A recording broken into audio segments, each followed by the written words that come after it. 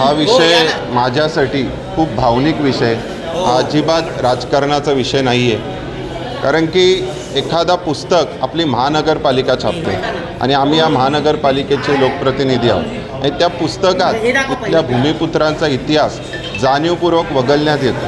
आणि हे मला महापालिकेच्या माध्यमातून संपूर्ण लोकप्रतिनिधींना, कल्याण डोंबिवली शहरातील सर्व भूमिपुत्रांना आणि सर्वांनाच ही विषय लक्षात आणून द्यायचं होतं की हे जाणीवपूर्वक केलेलं काम आहे.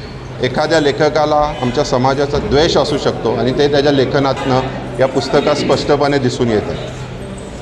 आता तुमची काय मागणी आहे आणि ते नाही झालं तर तुम्ही काय करणार? हो या ना. मागणी एवढीच आहे बघा, या पुस्तकामध्ये बरेचसे महापुरुषांचे, मंदिरांचे वगैरे फोटो आहेत. त्यामुळे आम्ही काय कोणतेही स्टंटबाजी करणार नाही आहोत की हे पुस्तक जाळून टाकू, फाडून टाकू. हे पुस्तक आम्ही गटनेत्यांच्या नेतृत्वात आयुक्त महोदयांना सर्व लोकप्रतिनिधी जाऊन देणार आहोत.